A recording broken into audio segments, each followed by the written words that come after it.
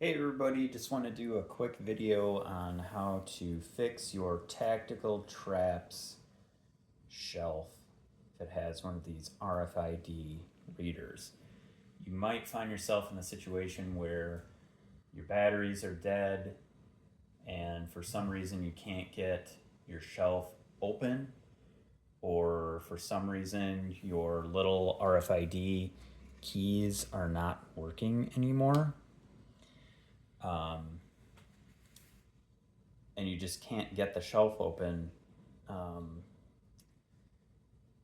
you may have to reprogram this reader. So just getting the shelf open, they recommend using one of these little things that you use to pump up, like an air shim, and use that to essentially jimmy it open. This goes between the shelf door and the shelf itself. Basically pump it up, and in one of their videos it shows it, just the bag itself pops the shelf open. I actually had to use a crowbar to pop it loose.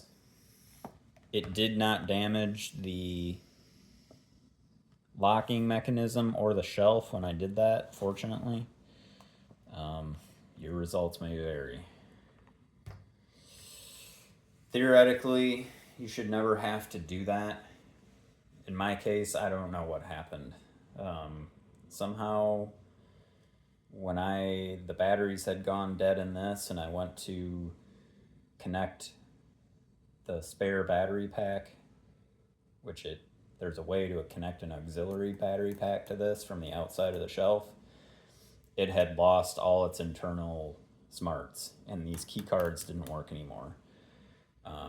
Also, the Bluetooth app was still working, but I mean, it kind of defeats the purpose of trying to quickly get at your firearm or whatever's in your tactical trap shelf.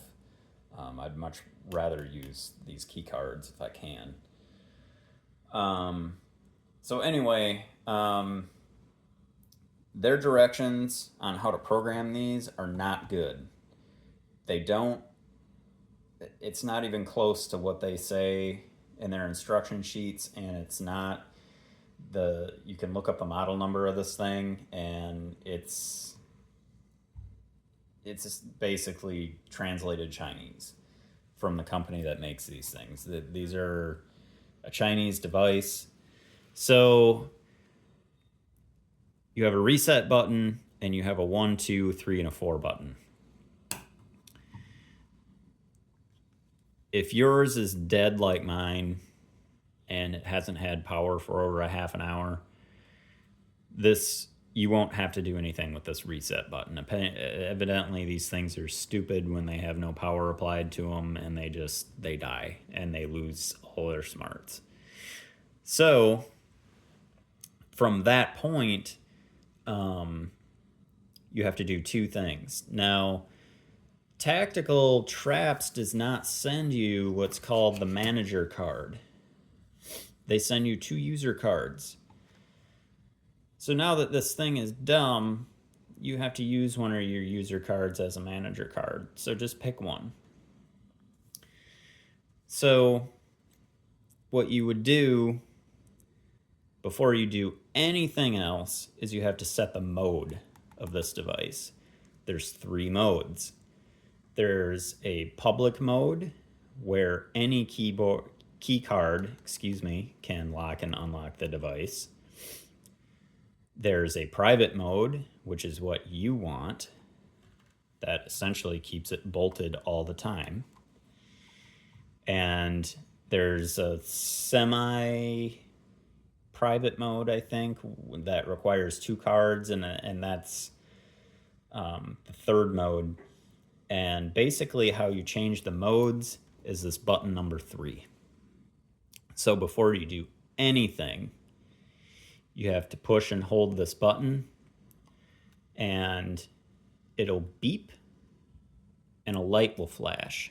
A green light will flash on the back side of this device. That light is right here.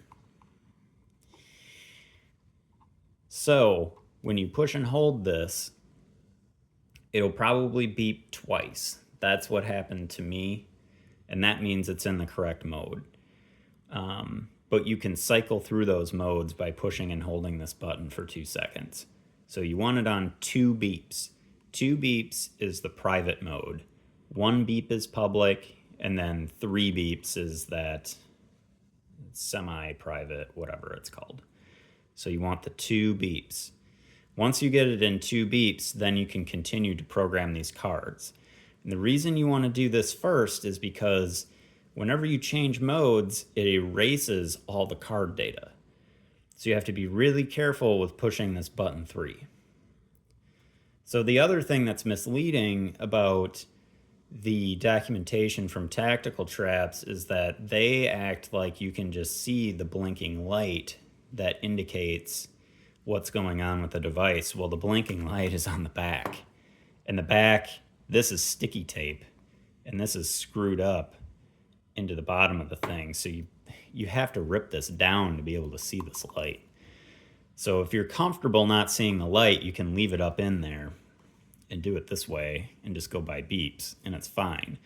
But their documentation refers to this light all the time, and you won't be able to see it inside the device. So once you've done that, the only other button you need to work with is button number 1. Once that's done, it's in the correct mode, you've had 2 beeps, now you can push and hold button number 1. And that will beep once, and you'll see a green flashing light from here continuously. Once that happens, you can take the card that you've designated as your manager card and hold it over the device, and then it will beep once, only once, and continue to flash green. Once it's done that, you know that it's accepted the input of this card.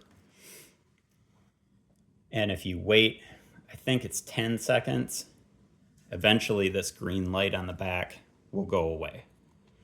Once that goes away, it's saved this data, and this manager card is programmed. Once that's done, you have to set the user card. That's the card that you're going to use every time that you unlock and lock the device. So you have to take the manager card, put it up close to the device, it will beep and start flashing green rapidly, just like when you pushed the 1 button. So you would take this card, put it up to the device, it's going to beep once and start flashing green. Then you would take your user card immediately after that and also put that up next to the device. It's also going to beep once and continue flashing green if it did what it's supposed to do. Then set it aside and wait for it to stop flashing green. Once it's done, everything is programmed. If you did it right, you should be able to take this user card,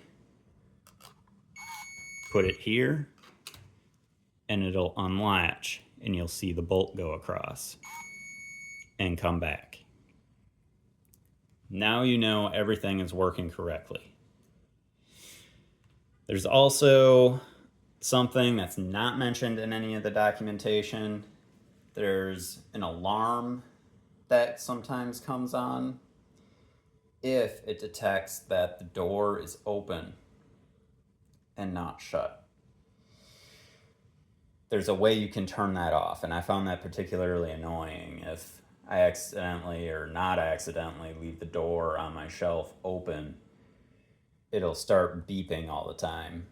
If you hold 1 and 2 down at the same time, I think it beeps twice. That shuts the emergency alarm off. And all that is it's just looking for the bolt that goes in here to bridge contact between 2 little pins. And that's what triggers the emergency alarm to say, oh, your drawer or your shelf is open. Hopefully this is helpful for you. I know I found the directions from tactical traps, not useful, and a lot of the information on the internet, not useful. If nothing else, this video can help myself the next time I need to do something with this. Hopefully this helps you. Thanks.